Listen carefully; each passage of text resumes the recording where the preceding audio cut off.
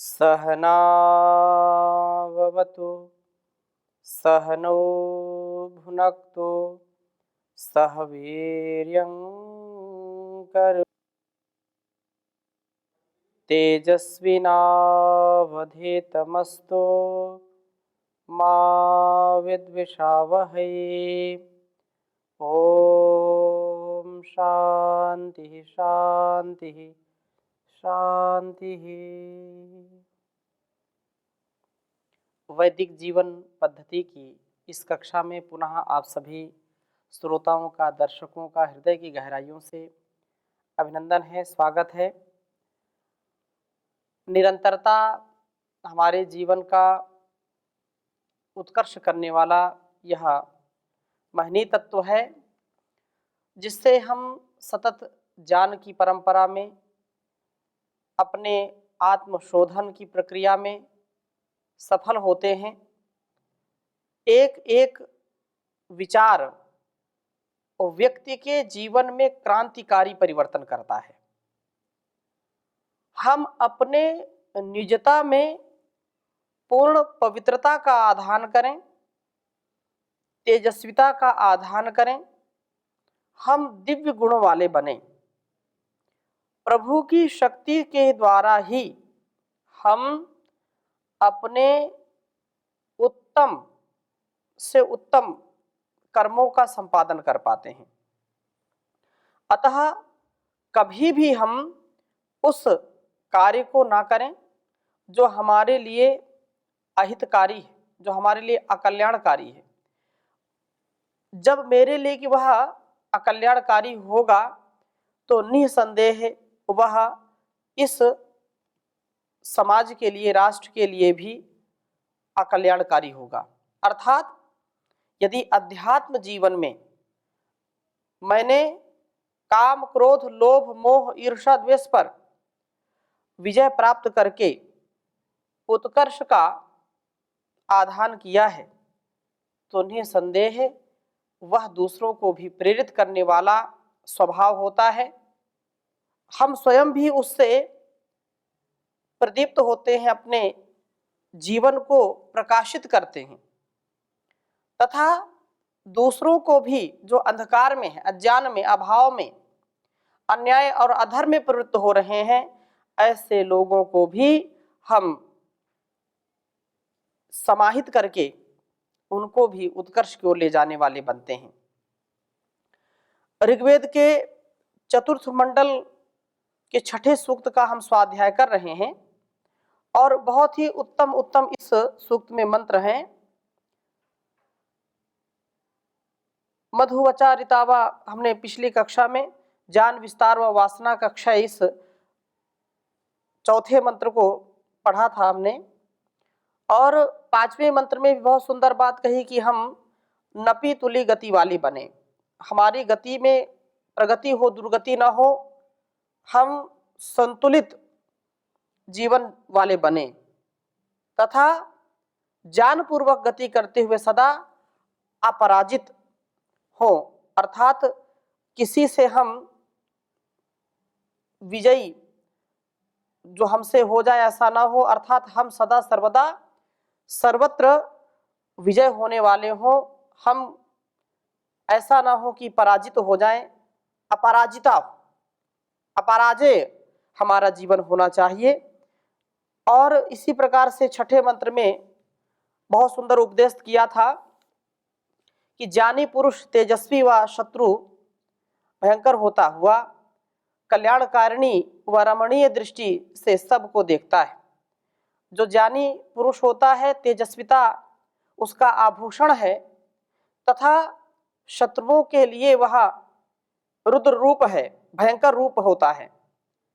और जब सामान्य दृष्टि से हम कहें तो वह सबके लिए अकल्याणकारी नहीं हो सकता, सबके लिए अतिशय कल्याणकारी होता है।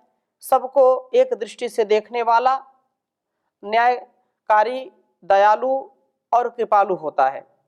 इसका ज्ञान वासना अंधकार से आवृत नहीं होता और इसका शरीर निरोगी बना रहता है। यह बहुत ही महत्वपूर्ण बात है कि हम चाह कर के भी वासना शून्य नहीं हो पाते हैं, तथा शरीर को निरोगी नहीं बना पाते हैं। यदि हम अपने जीवन को वासना से शून्य कर पाए, वासना जो इस संसार की आसक्ति है, उस आसक्ति से हम ऊपर उठ पाए तथा अपने तन और मन दोनों की आरोग्यता को हम प्राप्त कर पाए, तो बहुत ही सुंदर जीवन हमारा हो सकता है। और इसी प्रकार से 7वें मंत्र में कहा कि प्रभु की शक्ति किसी से भीत नहीं की जाती, वे प्रभु हमारे सच्चे मित्र और हमारे जीवन को पवित्र करने वाले होते हैं। हम सदा सर्वदा उनकी शरणागति को प्राप्त करें। प्रभु की भक्ति से हमको अपार शक्ति मिलती है, अपार हमारा साहस बढ़ता है, सामर्थ्य बढ़ता है, हम धीर वीर गंभीर बन जाते हैं। अब 8वें मंत्र का स्वाध्याय करेंगे। बहुत सुंदर चर्चा की है इसमें। यह कहा कि प्राण साधना और प्रभु दर्शन, कि हम प्रभु का दर्शन करने वाले बने। उसके लिए कहा कि दुर्यम पंच जीजन संवत्सानाः स्वसारो अग्निम मानुषीषु भिक्षु, कि शरीर में द्विपंचादश अर्थात जो प्राण हैं, ये प्राणायाम के द्वारा निरुद्ध होने पर चित्त की एकाग्रता के द्वारा प्रभु का प्रकाश करने वाले हैं। इस वेद मंत्र में बहुत ही प्रबल दृढ़ता के साथ प्राण साधना पर बल दिया है कि हम प्राण साधना करें, योग साधना करें।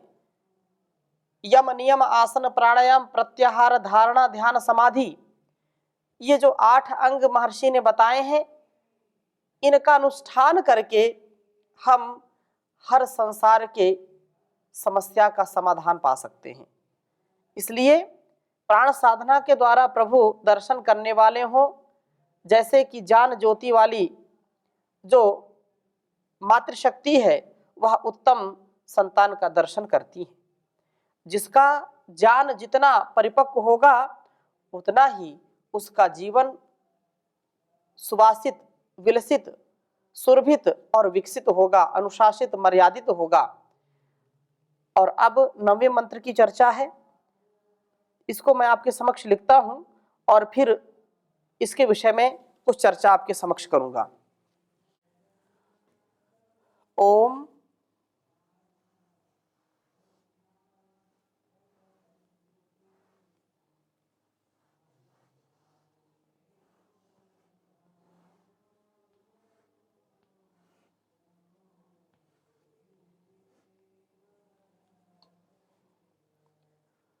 तव त्यग्ने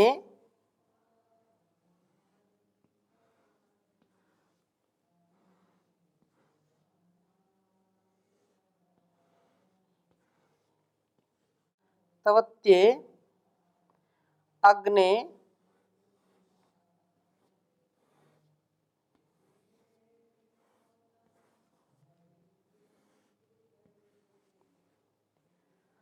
हरितो घृतस्ना,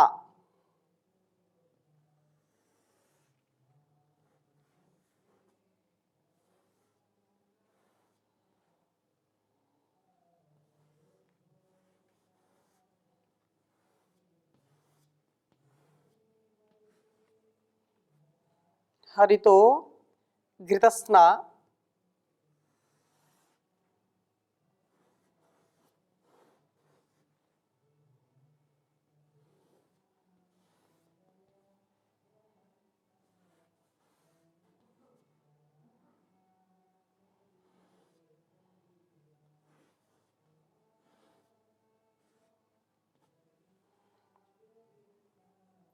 रोहितास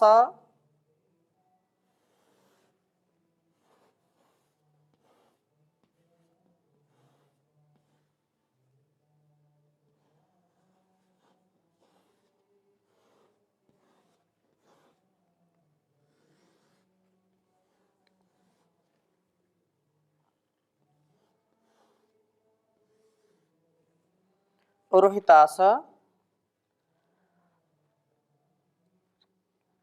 ऋज्वंचः स्वंचः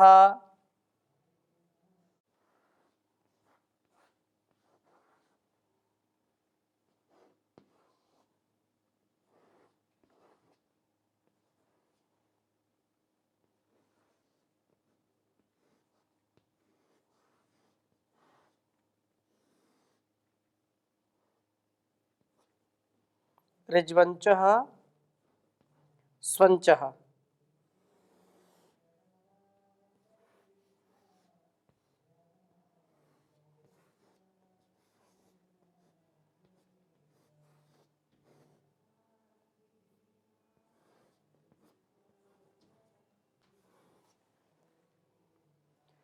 अरुषासो वृषणा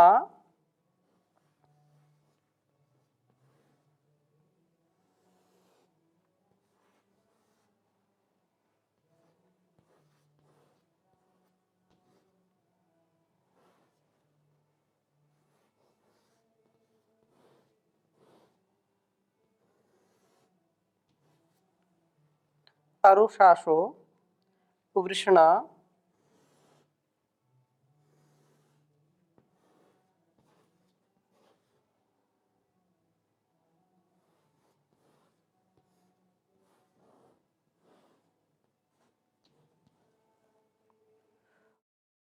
ऋजुमुष्का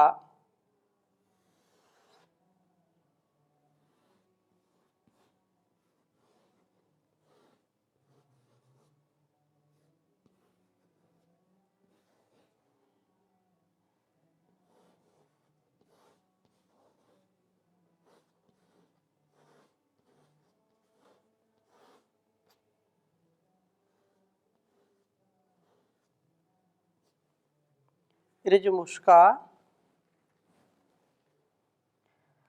आ देवतातिमन्हन्त आ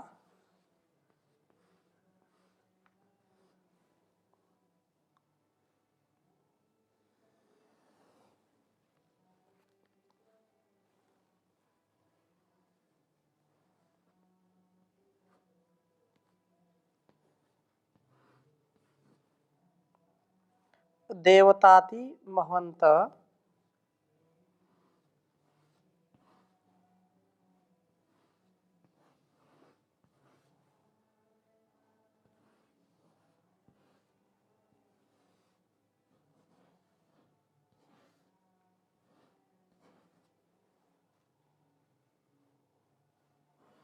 महवंत।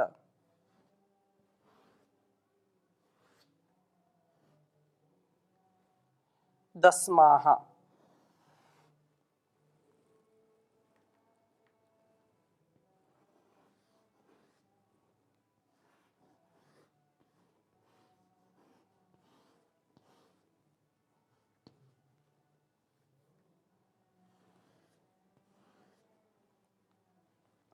ऋग्वेद के चतुर्थ मंडल का छठा सूक्त है, उसका यह 9वां मंत्र है।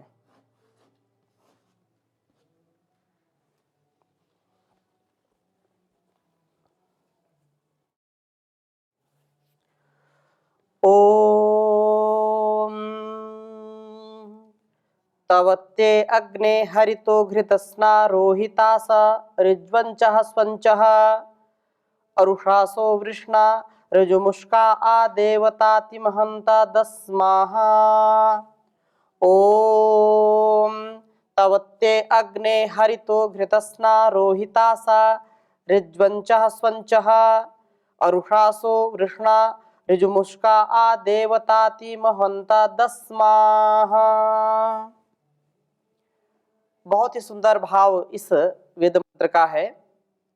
प्रार्थना की है कि हे अग्रणी प्रभु, सबको सतत ऊपर उठाने वाले, सबको प्रकाश देने वाले, सब में प्राण फूंकने वाले परमात्मा, प्राणों से युक्त करने वाले प्रभु, तब आपके ते वे हरितः इंद्रियाश्व जो घृतस्नाः अर्थात दीप्ति को जो बरसाने वाले हैं, टपकाने वाले हैं, बड़े दीप्त हैं।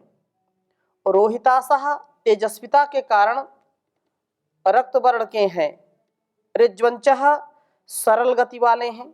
स्वंचः उत्तम गति वाले हैं। अरुषासः ये आरोचमान हैं। वृषणः जो शक्तिशाली हैं। ऋजुमुष्काः सरल व शक्तिशाली। ये दस्माः दर्शनी इंद्रियास्व देवतातिम दिव्य गुणों के विस्तार को व यज्ञ को आहवंत पुकारते हैं। दिव्य गुणों के विस्तार के लिए, यज्ञों के लिए प्रार्थना करते हैं। जिस समय हमारी ज्ञानेंद्रियां ज्ञानदीप्त आरोचमान होती हैं और कर्मेंद्रियां तेजस्विता के साथ तेजस्वी शक्तिशाली होती हैं, उस समय हमारी वृत्ति दिव्य गुणों के विस्तार वाली होती है। हमारा झुकाव यज्ञात्मक कार्यों में हो जाता है। हम यजनशील बनते हैं।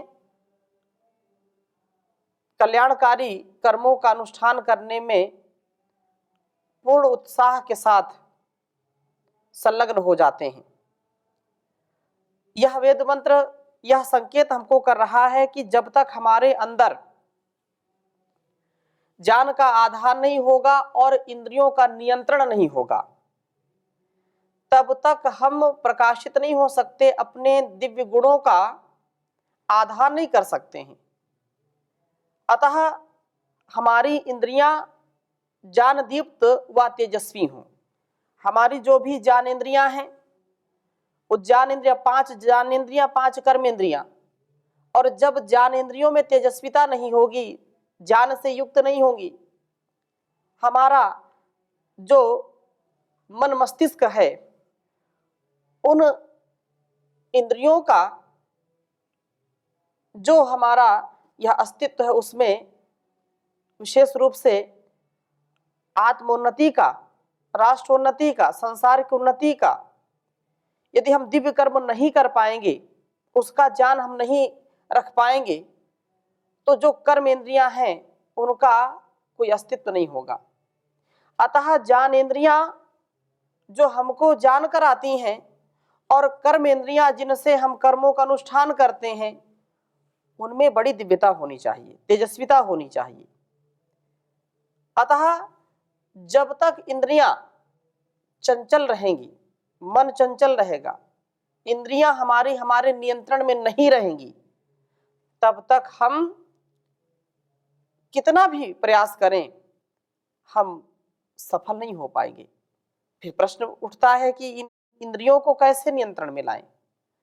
इंद्रियों को नियंत्रण में लाने का उपाय यही है कि हम स्वाध्याय करें, वेदानुकूल आचरण करें, योग यज्ञ संध्या हवन करें। जब जब हम विचलित होने लगें, स्वाध्याय में संलग्न हो जाएं, अपने से जो बड़े ज्ञानी हैं, महापुरुष हैं, विद्वान हैं, धीर गंभीर हैं, ऐसे लोगों का संग करें। इंद्रियों की जो गुलामी है, इंद्रियों की जो पराधीनता है, व्यक्ति को कभी भी उत्कर्ष को ले जाने वाला यह कार्य नहीं होगा। इसलिए अपनी इंद्रियों का हम दमन करें, अपनी इंद्रियों का नियमन करें। उसके लिए जैसा पहले वेद मंत्रों में कहा है कि अपने कर्मों का अनुष्ठान करने के लिए ज्ञान का प्रयास करना चाहिए, और ज्ञान का प्रयास करें तथा योगानुष्ठान करें, योगाभ्यास करें। तो इसलिए यह अत्यंत आवश्यक है। परंतु मनसा वाचा कर्मणा, ऐसा नहीं कि बाहर से तो इंद्रियों को नियंत्रण करने का प्रयास कर रहे हैं, लेकिन अंदर से हम उस विषय में अपने आप को बिल्कुल लगा करके रखे हैं, संलग्न हैं। अपने इंद्रियों पर नियंत्रण रखने वाले हम बने, अंदर से भी और बाहर से भी जितेंद्रिय बने। महर्षि मनु बहुत सुंदर लिखते हैं, श्रुत्वा स्पृष्ट्वा च दृष्ट्वा च भुक्त्वा घ्रात्वा च यो नरः न हृष्यति ग्लायति वा स विज्ञेयो जितेंद्रियः। कितनी सुंदर परिभाषा दी है कि संसार में जितेंद्रिय कौन है, किसने इंद्रियों को जीत लिया है। तो कहा कि जो मनुष्य सुनकर, स्पर्श करके, देख करके, खा करके, सूंघ करके ना तो प्रसन्न होता है और ना अप्रसन्न होता है, उसे ही जितेंद्रिय जानना चाहिए। इसका तात्पर्य यह कभी नहीं है कि कोई व्यक्ति अनजान है, उसको उतना जान ही नहीं है और वह उन वस्तुओं के प्रयोग का भाव न समझता हुआ प्रयोग कर रहा है। ऐसा ज्ञान विज्ञान जिसके अंदर समाहित है, जो इस संसार के व्यवहारों में भी खरी कसौटी में खरा उतरा है और संसार के व्यवहारों में भी, रूप रस गंध शब्द स्पर्श आदि के व्यवहारों में भी जो विवेक वैराग्य पूर्वक, ज्ञान पूर्वक बरतता है, वही वास्तव में जितेंद्रिय है।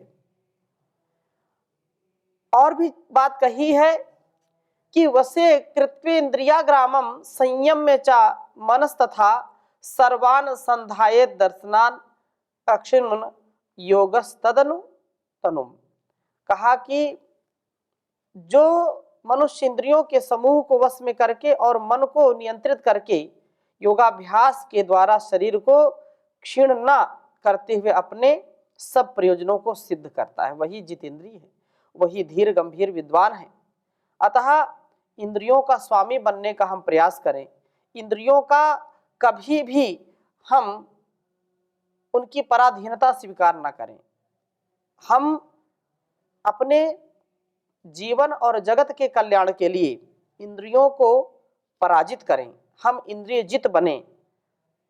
महाभारत ने बहुत सुंदर बात कही, दृश्यन्ते ही महात्मानो बध्यमाना स्वकर्म भी इंद्रियाणाम अनिशत्वात् राजानो राज्य विभ्रमैहि। कि इंद्रियों का स्वामी न बनने से, इंद्रियों का नियंत्रण न कर पाने से क्या होता है, जब हम इंद्रियों के दास बन जाते हैं, इंद्रियों का हम नियमन नहीं कर पाते हैं, उनका संयमन नहीं कर पाते हैं, तो होता क्या है। तो महात्मा जन अपने ही कर्मों से और राजा लोग राजकीय भोग विलासों से बंधनों में फंस जाते हैं और ऐसा खूब देखा जाता है। इसलिए इंद्रियाणाम विचरताम विषयस्वापहारिषु संयमे यत्न मातिष्ठेत विद्वान यन्तेव वाजिनाम। बहुत सुंदर चर्चा की है कि विद्वान मनुष्य अपनी ओर आकर्षित करने वाले विषयों में विचरने वाली इंद्रियों के नियंत्रण में उसी प्रकार यत्न करे जैसे सारथी घोड़ों के नियंत्रण में यत्न करता है। अब एक दिन का यह काम नहीं है कि एक दिन कर लिया और दूसरे दिन छोड़ दिया। तो हम अपने इंद्रियों पर नियंत्रण करने का प्रयत्न करें। कल ही हमारी बहुत स्वाध्यायशील बहन प्रियंवदा जी पूछ रही थी कि हम बार बार इस मन को नियंत्रित करते हैं, इंद्रियों को नियंत्रित करते हैं, लेकिन देश काल परिस्थिति ऐसी हो जाती है कि हम फिर भटक जाते हैं। तो इसके लिए अभ्यास आवश्यक है। जैसा शास्त्रों में बताया है कि हम अपने आसक्ति को एक पल का, एक क्षण का भी प्रश्रय न दें। अपने मन की जो अविवेकपूर्ण निर्णय हैं, अविवेकपूर्ण जो हम निर्णय कर लेते हैं कि ऐसा करना चाहिए, ऐसा करना चाहिए, उनको छोड़ करके विवेक पूर्वक, पूर्ण विवेक के साथ हम कर्म करें तो निसंदेह हमारा जीवन दिव्य बन जाता है, भव्य बन जाता है। हम इंद्रियों के स्वामी बन जाते हैं, इंद्रियों के दास नहीं बनते। और इंद्रियों का जो स्वामी बन जाता है तो वेद का यह आदेश, संदेश, उपदेश हमारे लिए है कि हम दिव्य गुणों के विस्तार वाले तथा यज्ञी वृत्ति वाले होंगे, ऐसा बनेंगे, इसमें कोई संदेह नहीं है। और यदि केवल दिखावटीपन हमने किया, हमने केवल आडंबर किया, तो अधिक दिन तक यह कार्य चल नहीं सकता है। हम अधिक दिन तक इसको दिखावे के रूप में नहीं रख सकते हैं। इसलिए तन मन से मनसा वाचा कर्मणा उस प्रभु की भक्ति करें और उसकी शक्ति से ही अपने जीवन को सुव्यवस्थित, मर्यादित, संयमित करें। बहुत सुंदर बात कही है, पथिक जी ने बहुत सुंदर भजन लिखा है। कर्म खोटे तो ईश्वर के भजन गाने से क्या होगा, किया परहेज ना कुछ भी दवा खाने से क्या होगा। समय पर एक ही ठोकर बदल देती है जीवन को, जो ठोकर से भी ना समझे तो समझाने से क्या होगा, किया परहेज ना कुछ भी दवा खाने से क्या होगा। समय बीता हुआ हरगिज कभी ना हाथ आएगा।